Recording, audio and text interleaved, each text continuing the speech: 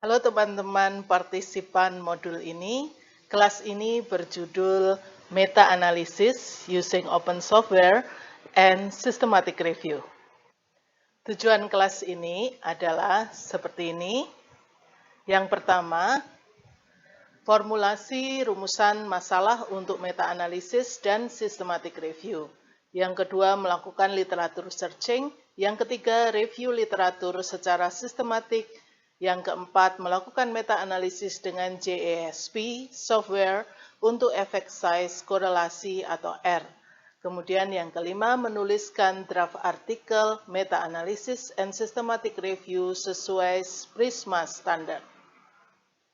Dalam kelas ini, saya mempunyai kolaborator.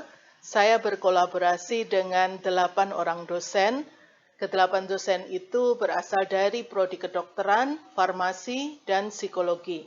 Mereka akan mempunyai proyek meta-analisis and systematic review yang dapat menjadi pembimbing bagi partisipan yang berkenan menjadi kolaboratornya. Berikutnya, struktur kelas ini terdiri dari susunan seperti ini. Topik meta-analisis using open software and systematic review.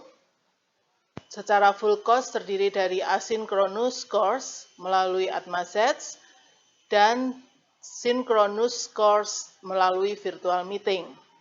Sertifikat dapat diperoleh bila tugas dikerjakan secara penuh melalui Atmasets, sertifikat dalam bentuk blockchain sistem e-certificate.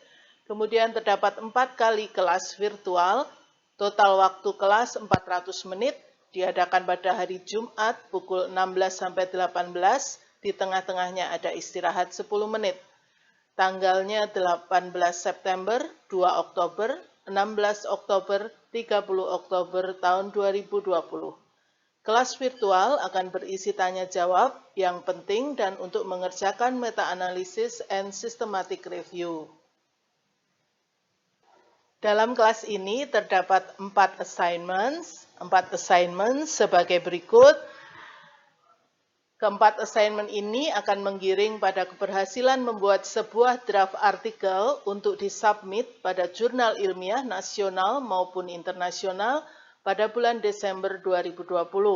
Keempat assignment itu adalah assignment yang pertama, topik untuk meta-analisis dan systematic review, yang akan berkontribusi 10% terhadap total nilai.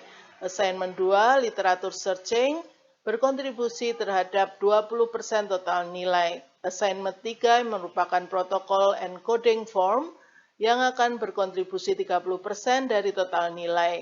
Assignment keempat adalah assignment terakhir berupa draft laporan atau tulisan meta-analisis and systematic review, yang berkontribusi 40% dari total nilai. Nah, semuanya ini akan menggiring pada keberhasilan menulis sebuah artikel dan melakukan submisi. Kelas ini akan terbagi menjadi 4 unit bahasan seperti ini. Keempat unit bahasan itu sudah berada di dalam Atmaset, bahan asinkronusnya. Yang pertama, introduction. Yang kedua, literatur search and coding. Yang ketiga, simple analysis. Yang keempat, advanced analysis.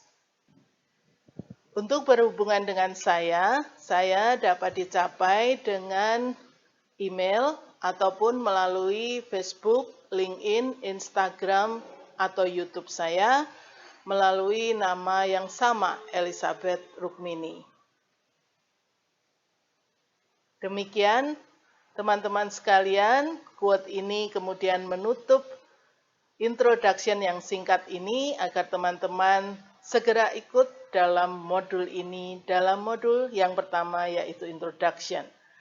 Terima kasih, sampai jumpa dalam virtual meeting kita.